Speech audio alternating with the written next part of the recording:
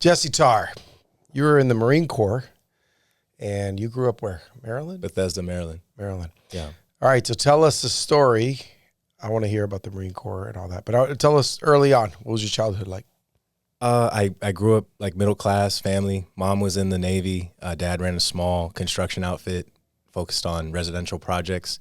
I lived most of my life in Maryland, so elementary, middle, and high school. In terms of like social aspects, life was great up until about sixth grade. And then from seventh grade to senior year of high school, I just completely hated school, the people there.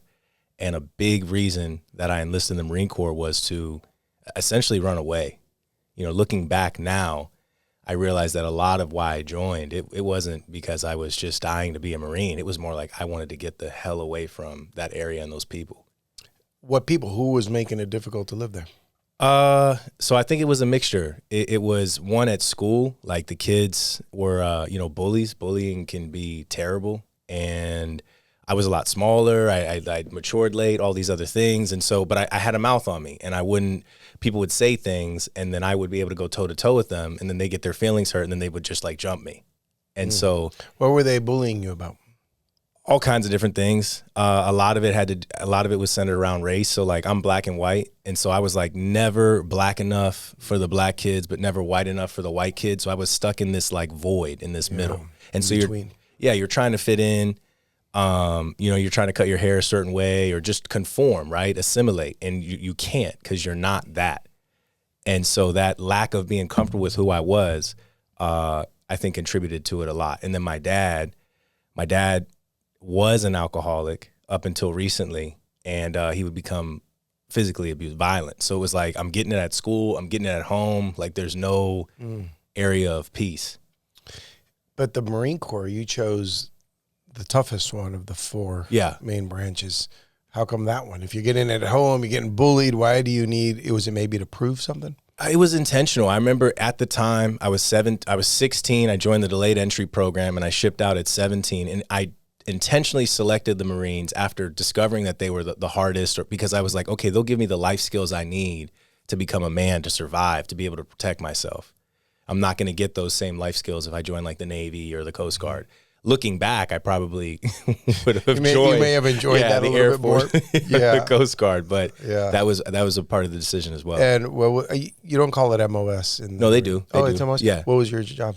I started as a 1371, which is a combat engineer. But they messed my paperwork up, and I ended up getting reassigned to a infantry unit as admin support. So my day-to-day was mostly desk work, processing people's benefits, so if their pay was late or something was wrong with their benefits. But we would also go out on field exercises and training with them when they're doing stuff in the field. In the Marines, no matter what your job is, you're still a fighter, right? Oh, yeah, there's you're no a rifleman first. Yeah, there's no cush. I'm support. I'm not a grunt. So in the Marines, they have this term called POGs, people other than grunts. So everything is centered around supporting infantrymen. And I was a support staff, but I was still attached to a line unit. So we would go out and do a lot of the trainings. And because I'm young, I'm 17, I'm not even a man yet. I would get in trouble sometimes, just immaturity. And I would get sent out on a lot of these things as punishment. So I was always out there with those guys. What were you doing as a 17-year-old Marine that was getting you in trouble? Like laughing or talking, or, I didn't have a car, and the original base they assigned me to was 60 miles from my house, and we had to be there at 4 a.m. Buses don't run that, or at least they didn't in South Florida at the time. They don't run that early. And a taxi at that time. So it was like figuring out a ride to get there, and I was late the first time, and they were like, well, you need to figure it out. They smoked you? Yeah. Oh, for sure. For sure. Man. This is a unit in Fort Lauderdale? So my unit, I transferred from West Anglico, which is in Palm Beach, to 4th Tanks Battalion, which is in Hialeah. Oh. Yeah. Oh. I'm sure I've driven by it. Yeah, all the time. It's right by like 67 or Red Road. I think that's 57th and like County Line, 199th. Oh, I know exactly. Yeah. I know exactly where that is. Okay. So how long did you last there? I did the 4. And when I left, there was a little bit of it was tumultuous the way I left, because school was over. I had a job full time at FIU, and they said, oh, you're not going to be a student anymore. You can't have this job. And they told me like 30 days before. So that kind of messed up my plan to stay in Miami. Then the Marines, they wouldn't approve my transfer paperwork.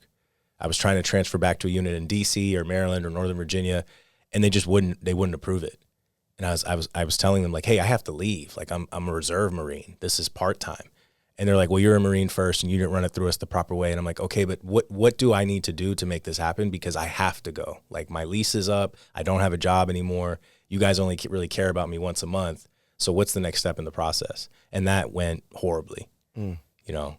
And so while you were a reservist those 4 years, you were also in college down here? Yeah. At FIU? At FIU. Is that what originally brought you here? It was a combination of both, because I got a scholarship to a school in Maryland, Morgan State, but I didn't want to go there. I didn't want to be in Baltimore. I wanted something really different. And when I got accepted to FIU, I was like, wow, this is great. Let me go check out Miami. Mm-hmm. Yeah.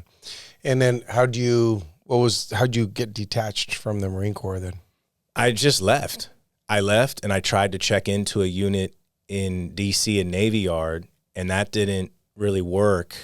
It's just like government bureaucracy, right? So they're like, well, we never got an incoming request for you. And I'm like, well, this is the situation. This is what's going on. And they ended up separating me. So actually in the process of appealing the discharge paperwork, because a lot of the rights and processes that you're supposed to be afforded, I wasn't afforded. Like I never got the opportunity to talk to a JAG. And in that case, and when they separate you, they're supposed to allow you that opportunity. And it said they did, and I declined, which is false. Or like they sent the paperwork to the wrong address, and I think that was intentional. They knew my home record. I had to update it with them. Yeah. So I think there were just some things that they did in order to process it in a certain way and at a certain speed. And I'm in the process of appealing it. And how long ago was that? That was 2012 or 2011. Oh, so it's been a while. Oh yeah, it's been a long time. And did you just start this appeal process? Yeah, I had to start putting together all kind of paperwork and records, and you only get one shot at it. So I really want to make sure that it's well documented and the timeline all makes sense, so that when I present it to the board, it has the best chance of success. And is that a difference? What's the difference here? Is it a matter of honorable or dishonorable discharge? So I didn't get a dishonorable. It goes honorable, general under honorable, then it goes other than honorable, and then it goes dishonorable. Dishonorable, you get like court-martialed. There's a whole trial process. I should have received a general under honorable conditions because I didn't do anything that would have made my service characterized as dishonorable. Mm-hmm. But as my paperwork went up the chain, you can see where a phone call or something must have been made, an email or text message, because all of a sudden my discharge, it changed. And there was really no explanation as to why, because you see it going up from company to battalion to, and as it's going up, it's all the paperwork's the same. The superior officer is just going with the previous officer's recommendation, and then all of a sudden it changed. And I have a theory on that. You think it changed with somebody who you had contact with? You pissed somebody off, the wrong person? I'm sure it was somebody in my unit made a phone call. They saw the way that it was going up, and they were like, no, that's not how it's going down. Yeah. Wow. All right, so what happened next? You went up to Maryland. Yeah. They didn't accept you there. No. But your time was up, or was about to be up? It was about to be up. Yeah, I don't remember exactly, but I was 6 months, maybe to a year left total. And I tried to check in with my recruiter. I tried to do some things, and it was like out of their hands. And my unit. Once you're recruited, the recruiter's not too effective, is it? No. Yeah, I didn't think so. No, that's accurate. And so me being 17, like now being 35, I would have gone to a JAG. I would have gone downtown, I've gone to headquarters, spoke to a JAG, explained what was happening, and I'm sure it would have been a different outcome. But me being, I guess I wasn't 17 anymore, I was 20 or 21, I was just like, oh, okay, fuck it. I just move on with my life. Were you, at that age, were you a hothead? Yeah. I mean, because, I went from, I think there was a lot of anger, right? A lot of suppressed anger from the bullying at school, what was going on at the house. And then, I ran away to the best guidance counselor there was, being facetious, the Marine Corps. Mm-hmm. And it wasn't much better, right? Mm. The way that they handled problems, the way that they regulated emotions and some of those more complex things. Toughen up. Yeah. You take 500 milligrams and suck it the fuck up. That was like the go-to. Yeah, that's the standard open orders. All right, so then what happens? So I was working for Geico at the time as a property damage adjuster. It was great. I was getting promoted. I was moving up. I liked my job.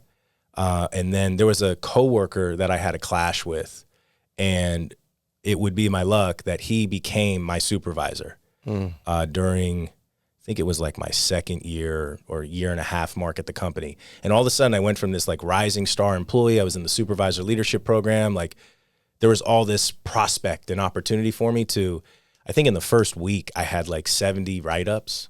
I had no write-ups up until that point. 70? How can you do 70 bad things? Oh, I was late. I clocked out early. I missed this thing on the damage, like anything and everything I was getting dinged on. And if somebody's looking at you with that type of lens, any corporate job, you can get dinged. You can find it. Yeah. Man, how long did you stay there? I was at Geico for about 2.5 years. They were trying to fire me for probably about a year. Just corporate big wheels turn slow, and it took some time. And I tried to tighten up like everything that I would review the paperwork. I'm like, okay, I'm not going to do that. I'm going to come this much early. I'm going to stay this much late. I'm going to do these things. And it just didn't work. Like the goalpost was always moving, or they would just find something else. Did you end up getting fired there? Yes. Yeah, I did. I did end up getting fired from Geico eventually. And what'd you do? I'd already probably for about a year, I was working at security and in bars, nightlife. So I already kind of had a second job. And it really changed my whole mentality on money. I remember the first time when I actually made it behind the bar. I had to work my way up, security, bar back, all this stuff. But finally, when I got my way behind the bar, I made more in one night than I did in a whole week at Geico. Wow, in one night. In one night. Cash, too, So it's like, wow. This is how, I know this isn't sustainable long term, but how can I get more into like a sales or product, something? I have a product that people want, and it is flying off the shelf. Yeah. Versus going to work, punching the clock for 9 hours a day, and coming home with peanuts. Yeah. So did that go on? Did you do more bartending? Yeah, no, I bartended. I became the manager of the bar, and I still was bartending at the time. Then I tried some other little business ventures, like an ATM business, and it did pretty well. But then the owner of the bar was like, the ATM's ugly, and he didn't want it there. And I was like, okay. What'd you do? You bought an ATM, or you rented it, and you put it in bought there? it. I bought a machine off eBay. I filled it with my own cash. I cleared it with my manager, who said it was fine and said it was a good idea, because we weren't a cash bar, but when people would ask, hey, where's an ATM? Oh yeah, go across the street to Wells Fargo, and they leave. You lose the customer. You lose the customer. Oh, because that's a great idea then. Now we keep them here in the bar, spending money. And it worked out great, but the owner didn't like it. So you did not expand that into other bars or anything? I tried, but everybody had one in the place, gas stations, convenience stores, 7-Elevens, and a lot of the places where they were really making money, like they're not going to change it, or it was owned by the entity itself. Yeah. You're a little late to the party. Yeah. There's enough of them everywhere on that. All right. So then, what else? So bartending, and then I stumbled on what I'm doing now currently, permit expediting. I got an opportunity to run a permit in Baltimore off Craigslist for a pipeline. And it took about 2 months, and it paid thousands. And the lift wasn't very heavy. The hours were much better in terms of having a normal lifestyle.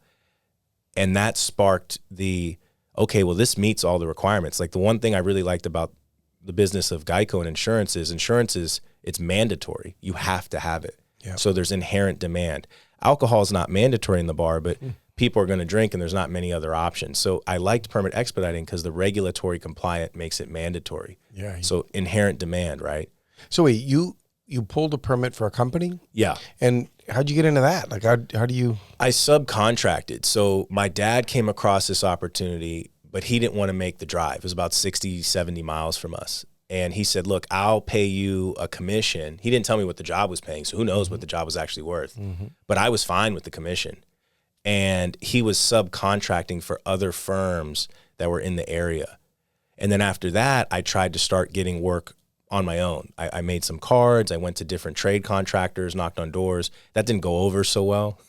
Usually get thrown out or tossed out. But invariably, they would call you in a couple months. And they'd, hey, you still doing that permit thing? It was usually plumbers too, because something would happen. A water line would break, a sewer line would rupture, and they would call you. They'd have to do an emergency repair. And so that's somebody who needs to do a project, and they're in a hurry, and they need a permit pulled. Yeah. And what keeps them from, obviously that's not their world, but what keeps them from asking for that permit themselves? Why don't they want to do that? Just the opportunity cost. Like they make their money doing their trade, Yep. not sitting in the permit office and wasting a day or wasting 2 days because they forgot the paper or the system's down. So they rely on people or services like us to handle that for them. And most of the time, sometimes they just, to your point, they'll hire somebody in-house, $15 an hour, and they just handle it. Yeah. So, okay. So you get one job and then you start reaching out to others. Yeah. And did it immediately start doing great, or how'd that go? No, it took a while. And it got to the point where, at this point I'm still bartending. I'm making good money at the bar, and I went to work for a local company. I only lasted there a couple months. The owner was an interesting character, to say the least, but I learned some really valuable skills while I was there.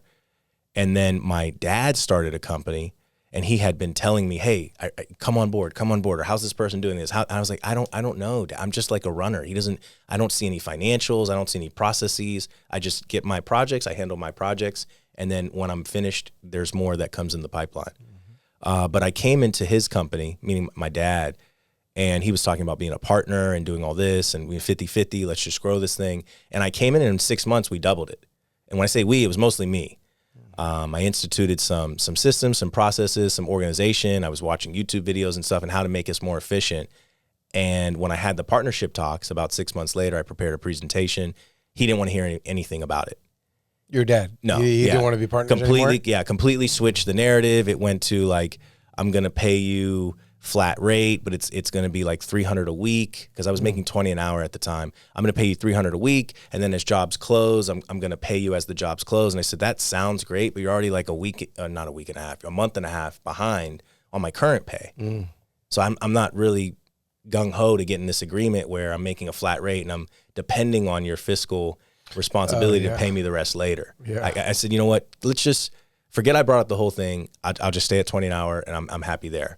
And he was like, I'm not asking you, I'm telling you. And that was like on a Friday. And so I went home. I talked to my girlfriend at the time, and she was like, well, why are you so upset? What are you going to do? And I was like, I don't know. That my dad, I don't know what he's doing. She's like, but you already do everything anyway. Why don't you just start your own thing? Mm-hmm. And that was like a pivotal point where I was like, I guess I can do. So I went on the, GoDaddy, made a website, revamped the cards. And I came back on Monday to talk to him. I said, hey, I'm going to decline your offer. He's like, what do you mean you're declining? And I was like, I don't want to do that. And you're telling me I don't have a choice. So I'm declining your offer, and I'm going to be leaving your company. However, I'm not giving you 2 weeks notice. I'm giving you an indefinite notice where don't assign me any new projects. I'll close out all the projects I have, whether they take 2 weeks, 2 years, I'll close them out in their totality, but don't assign me any new jobs. And he was livid, cussed me out, kicked me out of the house. And it kind of like disowned me, really. Wow. Yeah, didn't talk to me. Like we would see each other at the building departments, and he would like walk right past me. Wow. Yeah. Wow. Yeah. All right. So now you're on your own. Is this your first entrepreneurial venture where you're alone? Yeah. I mean, the ATMs kind of, when I was growing up, I tried a little like lawn care business that did okay. I had like 3 or 4 customers in the neighborhood, but this was like the first real live, in my opinion, entrepreneurial venture. And this one is like, you're older, so now the stakes are higher. Yeah. You got to make it. Yeah. Yeah. And how'd that go? Was that all in Maryland at that point? So I'm living in Maryland. Most of the work was in DC proper, but around the Beltway, which runs around DC, goes into Virginia and Maryland. So in that metro area is where the work was coming out of, those counties in DC. And at the time, I maintained my bartending job, I think a year and a half into starting the company. Like it had to get to the point where it became more of an opportunity cost to go work those nights than it was to just focus 100% on the permitting. Well, that's good to hear, because there's a lot of guys who are stuck. They're in between. Yeah. They got something. They can't quite let it go to start the other thing. Yeah. So bartending was a perfect way to get you to that, right? Absolutely. It was only a couple nights a week. The cash flow was pretty good. Sometimes there's flops, but overall the cash flow was pretty good. And I ran very, very lean. Man. All right. And when did things start changing in your business? When did things start growing?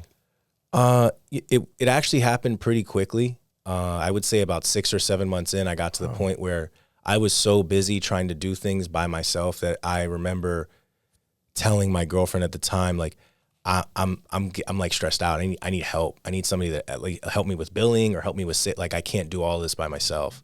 And so then I did, the typical hire a buddy or hire a friend or a reference, and that worked out for a little, but then it flopped. That guy ended up stealing, from me. And you go through that process, right? Yeah. That entrepreneurial process of basically just trial and error, trial and error, trial and error. Any of those moments there, you find out your buddy's stealing from you, any moment where you thought of quitting or it wasn't worthwhile, maybe this isn't the right thing? No, I never had that moment. Because to me, I looked at it like, this is my meal. This is like the equivalent of making the NFL or winning the lottery. Like this is the first time where my hard work, my efforts, my integrity directly reflect on my bottom line. Yeah.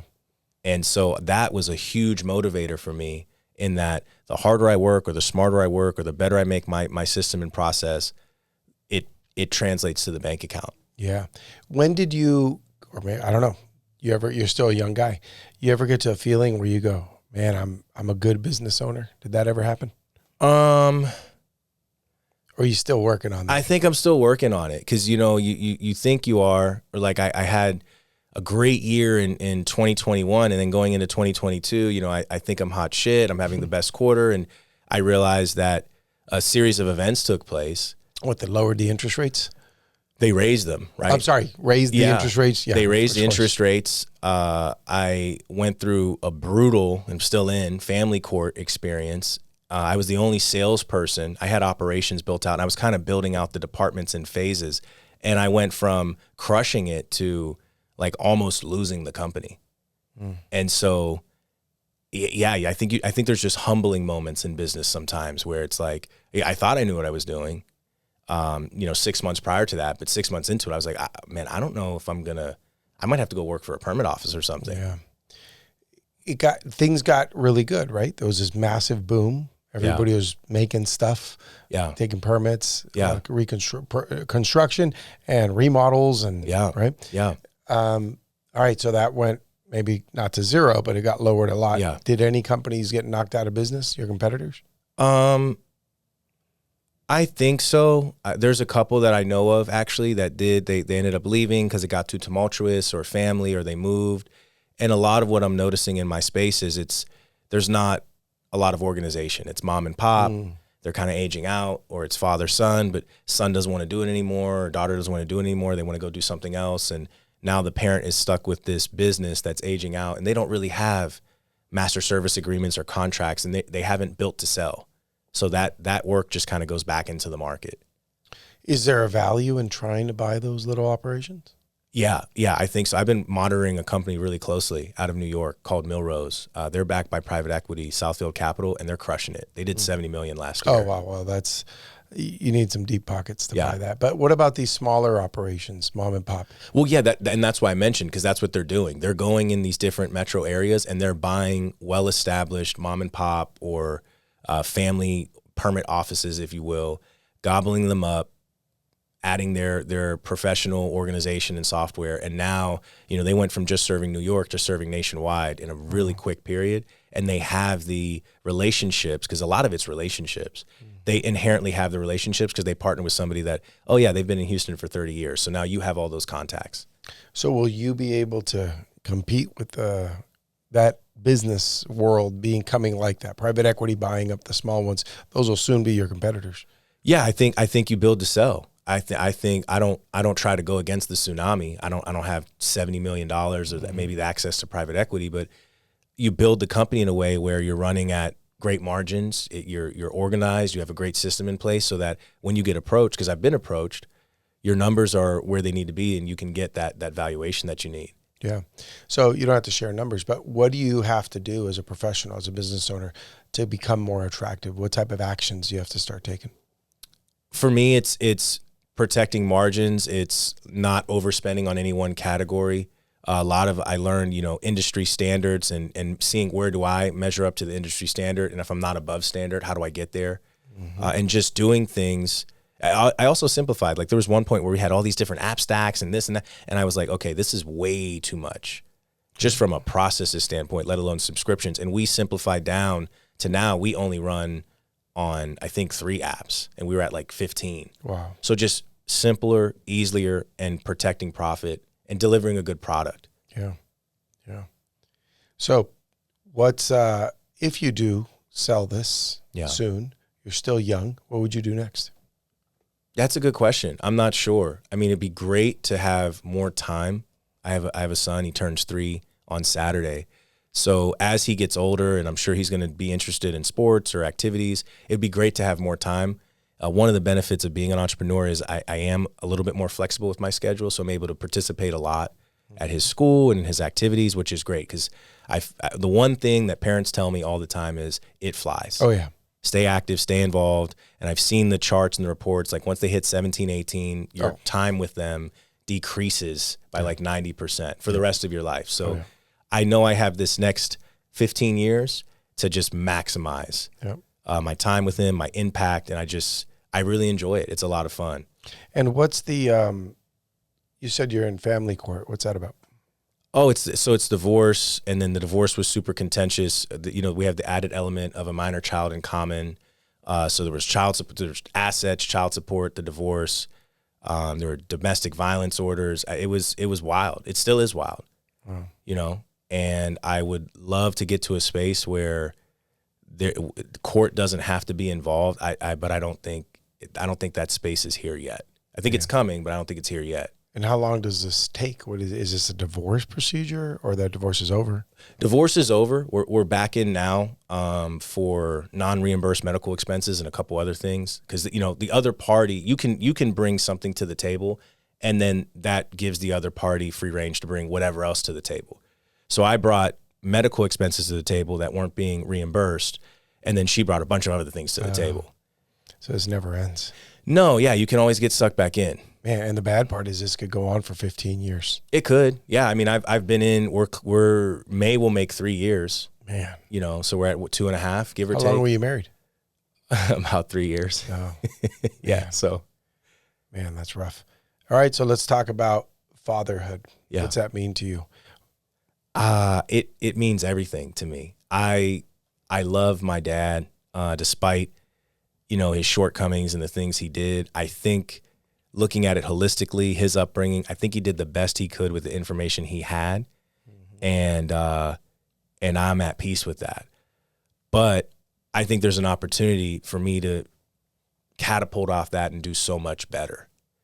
So I'd love to break a lot of those generational curses, if you will. I'd love to show him a healthy example. I think there's a whole bunch of things that I discovered between 32 and 35 that I could have discovered with the right mentor, the right, father figure. I could have discovered those things at 15. And avoided some problems. Oh yeah, like avoided family court, for example. Yeah. Right? Or avoided just several other things that happened in life that were pivotal and were really painful lessons. I'm not saying I can coddle him and raise him in a bubble, but I think with the information, he'll be able to make better decisions. And what about, you could have avoided family court. Let's say there's a young guy right now potentially heading down that path. Yeah. Give him advice. Run. No, seriously. Like I think it comes down to an abundance mindset. My problem was I think I had a scarcity mindset where like I'm all in, I'm invested. This is probably the best I can do. And I just kept digging the hole deeper in terms of getting more entwined with this person, with my life, my finances, my housing situation, everything. Like you just start commingling your entire life. And when you see, were you missing out on red flags that you should have been seeing? Yeah. And I think I was seeing them, but I didn't know what they were and that's another thing going back to fatherhood. All I knew was dysfunction. I didn't have any good examples like, look at Joel and his wife and how they do it with their kids when I didn't have that. Yeah. So a lot of things that were happening in my relationship that weren't normal, I was like, this is just how it is. This is what I grew up with. Yeah. So this is normal. In that situation, do you think, a family on TV, would that act as a potential role model? Potentially, but you see TV, and then at that point I know like, that's Hollywood. That's not real. Like, they're eating in the trailer. Those people don't even know each other. They're not really family. So you know it. And I think a lot of what you imprint as you're growing up, I think it has much more of an impact than we realize. What your immediate family and whatever that dynamic looks like from the time you're 0 to 18, I think you sponge and absorb a lot of that. And it's not what they say, it's what they do and how they act when they're around you. And that really shapes how you view things. Oh, yeah. So let's see. There's a young guy. He likes this girl because she's hot. Yeah. But he starts seeing these warning signs. Maybe he's lucky enough to be smart, take your advice to run. Yeah. What kind of advice would you give a young guy who's trying to build a business, get ahead, and he wants to have a girl in his life? What kind of things should he look for? You've got to vet her. I mean, you've got to thoroughly vet her and take your time, because the God honest truth is, if you're trying to build a business, there's going to be long days, there's going to be long nights, there's going to be times where you can't go out and you can't do things because you're focused on your business. It's like a baby. It needs attention. As it grows, hopefully you're giving it the right tools and information. It starts to become a little bit more autonomous, but it takes time. And the money could go up and down. There could be money one month, none the next. Yeah, and there are definitely fluctuations in your top line and sometimes your bottom line too, depending on how lean you are. And so it takes time. So if you're going to have a partner in your life, she has to be just that, a partner. She has to be supportive, understanding. And I think a lot of times a young guy, if we're talking, 17, 18 to up to maybe 30, they're just not ready for that. So how does a young guy, because look, you've gone through these things recently and you're a successful entrepreneur, you're a dad. How does he vet her? I agree. He has to vet her. He has to find out what he's getting into. How do you vet her? What type of things would you look for? I think you look at what she does and not what she says. And oftentimes that takes time. So I think a lot of times, myself included, we as men, we invest too quickly. Oh my God, she's hot. She has a nice family. She seems like a good girl. She's studying. She's okay. I love her. Yeah. Here's my checkbook. Here's my social. Here's just access to me and my emotions and everything that I have to offer. But when you start seeing things, you got to pay attention to them, and you have to decide. I think part of the problem for me was I didn't even really know what I wanted. Like, I had a checklist, but it was so basic, and I didn't understand relational dynamics. I didn't understand male and female psychology and how that should coalesce for what I want. So I think you really have to look at what you want. And I would encourage young guys, especially American guys, travel, get out there and see how other countries operate in their relational dynamics. Take a sampling of that, like study that. So give me some countries that you think would be good for American guys to see the way it. I think Latin America. I think you should go to Europe, not just Western Europe, but also Eastern Europe. I think you should go to Africa, and go to a couple of those places. I know I mentioned continents, but go to a couple of those places and just see how they operate, see how the family dynamic and how the family structure is. It's probably a lot more traditional in a place like any of those that you mentioned, especially Eastern Europe, South America, Africa. Yeah. Yeah. And that's like, for me, that's what I realized. I really liked a traditional dynamic, but I never saw it. So how do I know what to look for or what to vet against if I don't even know what I'm checking? And for you, was that girl traditional? Yeah. Oh. Yeah. I mean, now, right? At the time, no. Because I feel like here in Western society, traditional is it's like a taboo. It's looked down upon nowadays. Yeah, like you want to take away rights. Right. So it's not so much about that. It's more about, hey, what's going to work for you and in your household? Yeah. And for me, I found that the modern way is just not conducive to the lifestyle I want to live. And that's the key for you. I'm the same way as far as I'm very traditional. Fortunately, my wife is very traditional too. That's the way we operate. It works so well for us. Right. But I don't know, maybe there's some couple out there with a woman who takes charge and she runs a show, and maybe the guy likes that. Yeah. He's not a strong guy and he wants this woman to tell him what to do. I don't get it, but I'm sure there's people out there that do it that way. Yeah. And if it works, it's no shaming, but I think for if you're an entrepreneur, if you're a successful, or you have the traits and the becomings of a successful entrepreneur, you're probably a presence. You're a little bit of a headstrong guy. They're throwing around this term alpha and sigma male a lot. You're probably all of those things or some of those things. It's not likely that it's going to work if you put yourself in a non-traditional situation. Right. I wonder, I have these theories on how so many guys have tricked themselves, or society has tricked them to getting into those roles that are not for them. And it could be, part of it could be, think about this. Imagine a single guy, a guy who's brought up by a single mother. Mm-hmm. So he's always trying to please his mom. Yeah. And then he goes to school and it's all women teachers, right? So he's always trying to please these women. Right. And in school, you want to win your mom over. You want to get the sticker from the teacher. So you do these things that women value, right? Which is not push, not, wrestle at recess. Yeah. You kind of start acting like a girl. Yeah. And that's what you get rewarded for.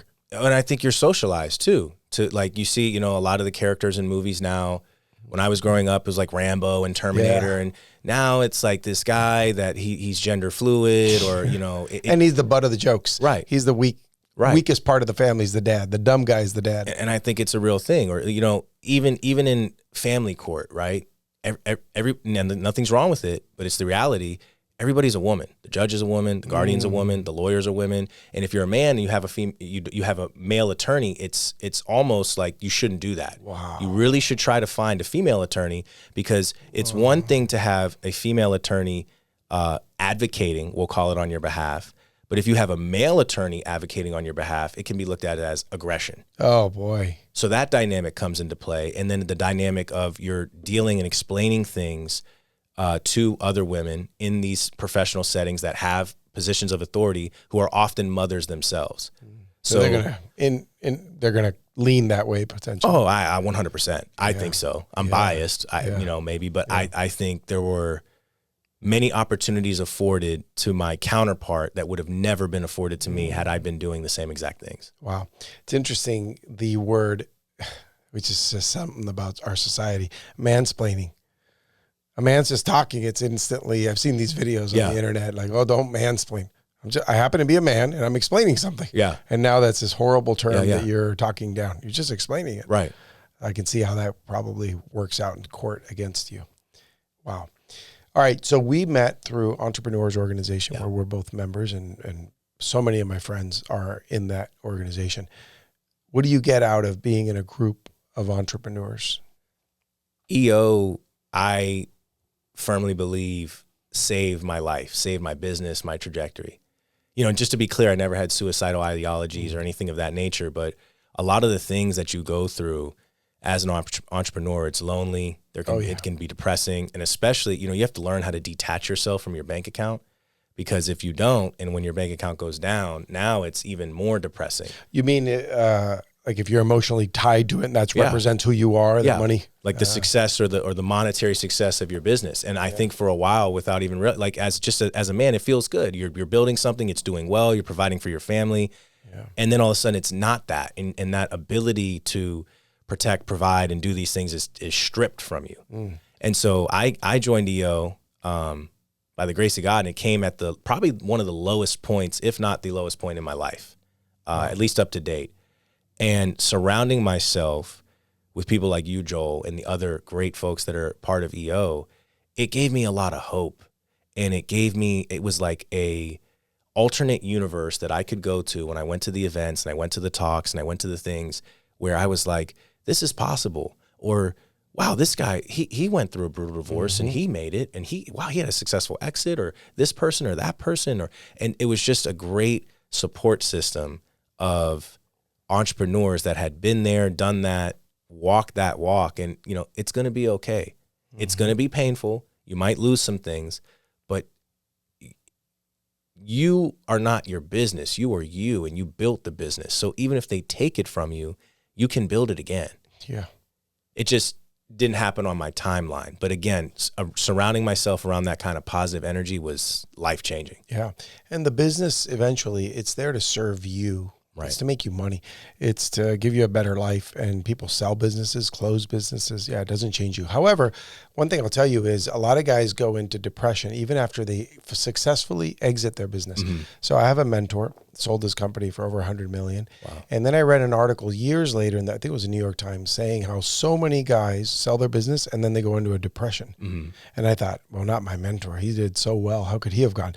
So I texted him or emailed, I forget, and I said, did you look at this article? Did this happen to you? And he said, absolutely. I went to a depression.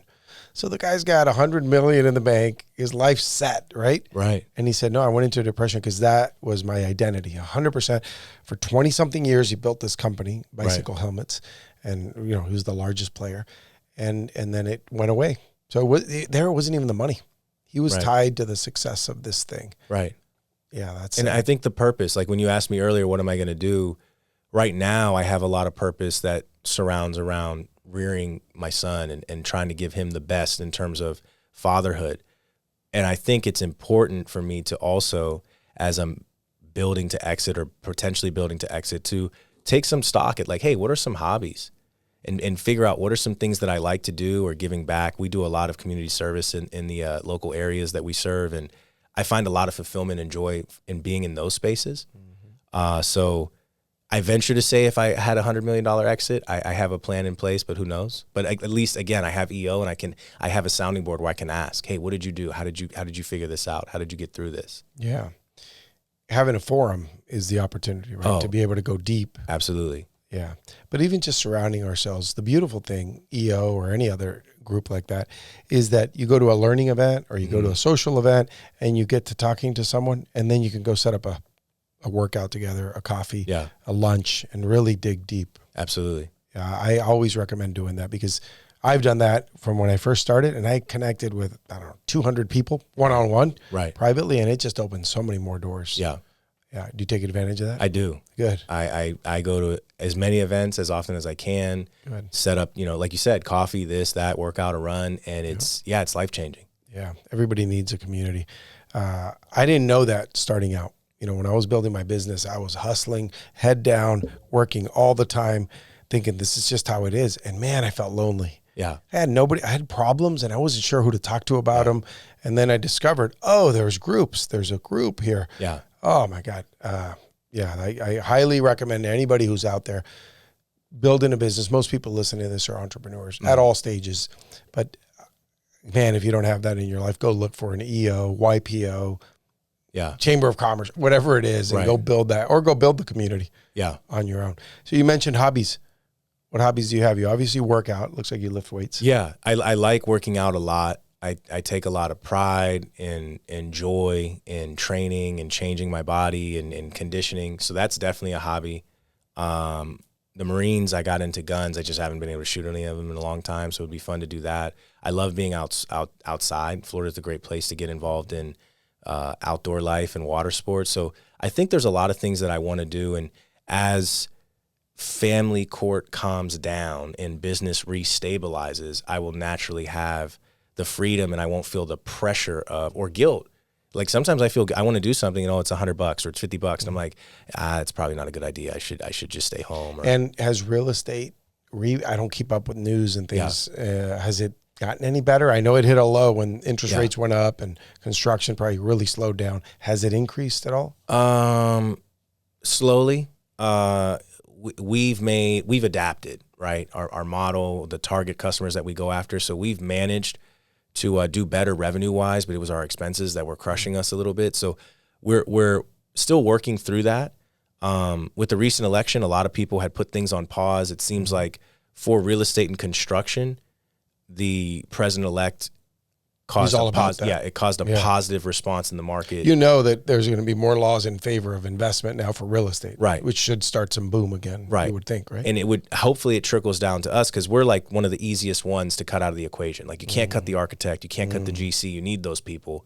But the expediter, can't, here, I'm just going to lift that bucket and put it, GC, you're going to handle that, or architect, you're going to handle that. Yeah. So it would be nice if that comes back in a big way.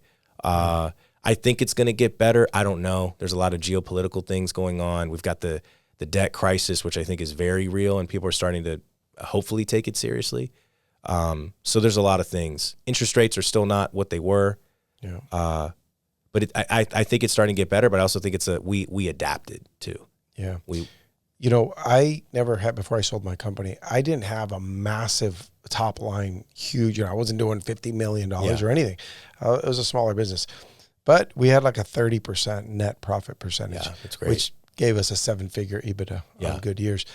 That all happened because we were really lean, right? And we automated. We had good process so that there wasn't a leaky bucket. So can you think of, I don't know, right now, if this was a coaching session, can you think of places you could cut out anymore? Yeah, there's a couple places. There's a couple small places where we can cut out. It's not going to be big, but any drop in the bucket helps. And if it's not essential, then why are we spending on it? Yeah. I think if I would have made all the cuts that I've made year to date a year ago, this would be a profitable year. Now I'm looking at it might be break even. It might be a slight loss. I'm not sure yet, but it just, I learned that the importance of adapting quickly and then cutting things quickly or staying lean. I think one of my mistakes, I grew so quickly and I thought, this is great. I'm hiring. And then the party stopped. Yeah. But I still had those fixed costs, and that was a really painful experience. That's right. I spoke to somebody recently, and by the way, for years I was called a cheapskate by all my friends. I'm not a money waster. I'm not, in my personal life, I don't have a mortgage. I don't release cars or finance anything. Yeah. I buy 2-year-old cars. Right. I don't need to do those things, but that's just the way I grew up. That's the way I do it. I spoke to someone recently, and it was a similar thing. They were ramping up. I mean, sales were skyrocketing over the last couple of years, and now they've plummeted, but they've built this business just built on expenses. Mm-hmm. And I asked them, but didn't you see this coming? And this was just like a week ago. And he said, every year we grew by so much that I couldn't imagine the party ever ending. I thought sales would keep on this trajectory. Mm-hmm. So I don't know, obviously that guy learned a lesson. Yeah. He's not going to do that again. But man, I have this way of thinking that, and I don't want to be pessimistic, but I always think like, this is so amazing that it could go away any day because this is really great. I'm not trying to shut it all down and cut every cost and ruin the business. But I don't know if that's good or bad, but I have this feeling of like, it might go away any day. Yeah. And that's allowed me to put aside, invest, cut costs. And when it picks up or goes down, whatever, it doesn't matter. Right. I can run this business on this much expense. Why would I increase it? Now, having said that, that doesn't mean for you to go empty all the garbage cans every day and not hire a person. It's not for you to be the worker forever. Right. But if you could do it carefully. Yeah. And I think that's it. I think measured based on data. I was running the business more based on gut, anecdotal evidence than data. So that's been a big shift for us. And then also, like you said, I had never experienced like the 08, 09 crash or stagflation in the 80s. I wasn't even born yet. So I had not experienced dot-com bubble. I hadn't experienced any of those things where I had financial responsibility. I just remember it was really hard to get a job at first. I started trying to apply in like 2010 and, part-time stuff. It was just really hard to get a job, but it didn't really have any existential threat to my existence. Where what happened with COVID, nobody knew what was going to happen. Our business actually ended up exploding. Of course. And similar to what you mentioned, we went from, 165,000, then we doubled, then we doubled, then we doubled, then we went up by like 40%, and then all of a sudden and then we crashed. Yeah. And okay, but that was real estate related. That was interest rate related. You're young and you haven't been through this. Yeah. But you didn't get an inkling? Well, I say no, because I didn't have the proper systems or procedures in place. I wasn't an EO, so I didn't have a lot of that foresight that other people like, hey, I But just from a macro perspective, the party was just so wild. They were printing money. Yeah. Everybody was developing. Yeah. Right. Just all of this stuff. Moving to Florida, right? Yeah. A lot of movement to Florida. Yeah. If you look back and try to remember, did you ever say like, okay, this is crazy, but I wonder if it's going to slow down soon? I did at times, but I also, I used to run where I would have 6 months of all operating expenses in the bank account, liquid. And I made some investments, and I thought I was doing some smart things where if the party did stop, I would have a cushion or a buffer to figure it out. I could sell an asset. I could rent something. What really messed me up was the combination of the interest rates going up faster than they ever have in history and more than they ever have in history in such a short amount of time, but also family court. Like my family court experience was not, it's funny, a lot of times, police calls, there was 37 police calls in the first round of family court. I had, I think over 27 court appearances. I mean, there were times I was in court 3 or 4 times a week. Dang. And then when I wasn't in court, the police were at the house. So it was definitely not a normal situation. No. And it got to the point where I couldn't even think about work. You were worried about so much more. There was so much fog. Yeah. Okay, the police got called on me at 8 a.m. They didn't leave till 12 noon. Then I have emergency court from 12 to 1. Okay, now I can finally go. Okay, now it's 2 o'clock and I have an hour to really work before people kind of shut down for the day. But there's all this stuff in my head. Oh, and by the way, I have to get all this paperwork ready for the judge tomorrow. Yeah, you were going through a storm of everything happening at once. And so I think a lot of that took up a lot of my bandwidth and blinded me from seeing what was happening economically. Yeah. So aside from being a young dad, or, a dad, just getting a divorce, court, and then everything crashing. Yeah. And you had it all together at one time. Any one of those could affect, but you had all of that going on at the time. I think back of 08, 09, when real estate crashed, I had 6 properties and I had all my money in all those properties and I lost everything. But I had a solid marriage at home. Yeah. I didn't have anything else happening. Right. So yeah, I can see you had a lot going on at one Yeah. time. Man. But that makes you stronger. I learned a lot. I don't regret it. I hope Kenzo doesn't have to go through it, right? But I don't regret it because I think it really shaped me and gave me a lot of insight. It's easier to say that on this side of the fence than when I was in the storm. But I learned so much from that experience in its totality. And just running, like you said, running lean and okay, we're going to hire. Why are we hiring? Did we hit this metric? Did we hit this KPI? What about this? Okay, we didn't. Okay, then we're not going to hire. Yeah. And we always looked at, it's different in every business, but for us it was, what's the best procedure? Here it is. Okay, now we have the best procedure. Do we hire a person or can we write software for it? Right. Can we automate it? Can we make the procedure a little better? And can we outsource it? Yeah. And our last choice was to hire someone. Right. Because it's just more people, more problems, more expenses. Right. Absolutely. Those are some things that helped us tremendously. All right. You can't go backwards, but what are some things that, and again, this could be right, it could be wrong. What's something you wish would have been different in your life? Oh, I mean, I think we spend so much time in public school learning things that just don't help us. They don't give us any functional benefit in our day-to-day. And I think, like, for example, relational dynamics. I didn't really dive into relational dynamics until I was in a divorce. But at that point, it's in a lot of ways, it's too late, right? You want to learn that stuff before you're in the courthouse, and you can hopefully avoid the courthouse because you've implemented those strategies and you know what you're looking at and looking for. So it would have been great if I would have had a better example, or if I would have had the wherewithal to dive into relational dynamics and relational psychology, because I think so much of your life is determined and shaped by who you have around you. And, me being a heterosexual male, that partner that you pick, that's a big pick. Biggest thing. It's huge. It's really important. Yeah.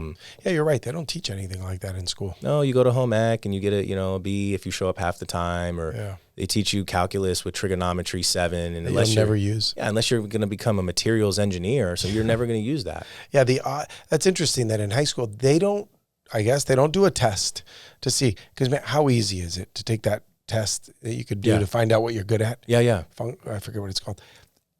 And then say, okay, this person would they'd benefit in that math because they're definitely going to be an engineer. Heck yeah, teach the heck out of that kid in math. But for you, I'm sure, and for me, I don't need math. I've never used math in my life. I don't even understand it. No. And yet I had to take these classes. Right. Yeah, I would have loved to have done something like what you're talking about. Take a class on learning how to be a better partner, be a better husband. Yeah. Or like finance and tax strategy. Yeah. This is what it's going to look like if you're a W-2. This is what it's going to look like if you're a 1099. These are some deductions you can take. These are some questions you should ask. Man, This is what will happen if you put aside this much money in the S&P 500 and you leave it there for 20. They don't tell you anything that's functional that will set you up for a comfortable retirement or lifestyle. Yeah. They just kind of, okay, go to college and get in a bunch of debt and then go get a job and try to pay off the debt. And even in college, they don't teach these things unless, I don't know, there's some specific major for it. On the contrary, there's a table.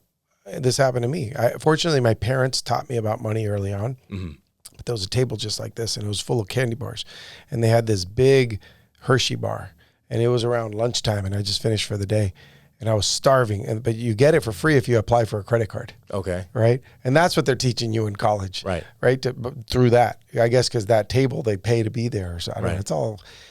And then imagine, I did good with my money, but imagine how many young people walked by, got a credit card, and that got them into debt. Because they wanted that candy bar. Yeah, absolutely. Or they hit you with a rewards offer. You'll get a free cruise or a flight or this or that. Just sign here. You don't really understand how credit and credit utilization, how all that works. Yeah. My cousin joined the Dave Ramsey program. Okay. The guy, the podcaster, he teaches you how to do good with your money. But man, had he learned about that earlier, he got into such deep debt. I mean, just everything he was doing was wrong with his money, but he had zero clue. It wasn't until later in life he realized, oh, I shouldn't have 22% interest rate credit cards to buy a toaster. Right. Right. And maybe I shouldn't buy that new toaster. Or the old one's fine. And and be smart with your money. Got out of debt, bought a house, sold it for, made hundreds of thousands of dollars, and now moved over here. That wouldn't have happened had he not been educated. And I agree. That's probably the direction school would improve. Yeah. So you wish, going back to the question, you wish you would have learned some of those type of things? Oh, yeah. Relationships, finances, tax strategy, things that I can functionally use no matter what I end up doing, I think would have been much more helpful. So are those things you're going to be able to guide your son on? Oh, absolutely. He's little, but in a few years. Yeah, and I think a lot of it, like, you know, it's not so much what you say. I think they absorb a lot of what you do and how you're moving. And so by nature of how I'm going to conduct my household, he's going to learn a lot of things. And then if he has questions, or hey, son, do you understand how this works? Or if you do this, or I'll give him opportunity, maybe I'll have an allowance system, but if you invest it, if you wait a month, you'll get $2 interest. I'll probably come up with creative things to teach him delayed gratification. That's huge. And, you know, the importance of, just who's around you, relational dynamics, and, you know, taxes, finances, just how to be a better overall well-rounded young man. Yeah. And, you know, those happen often over as simple as just like this. If we're eating lunch together, and you chat about stuff and you say, oh, let me tell you a story. I do a lot of things with my 4 kids through stories. I'll say, let me tell you guys what happened to this guy down the street who made some horrible decisions, and here's where he's at today. And I'm not preaching to them. I'm just saying, look what happened to him. But then I'll say, hey, you know, I got this other friend and he did this, and they're all real stories. I'm not making them up. And then now, because of that, he's 45 years old. He's already retired. He's going all around the world. And I share these things so that they can start seeing like, oh, it all fits. For example, when I walk by a donut shop with my kids and I see a lot of fat people in there, I take every opportunity and I go, what do you guys see in there? And they go, wow, everybody in there is fat. I go, they're all eating donuts, right? They're probably eating them all the time.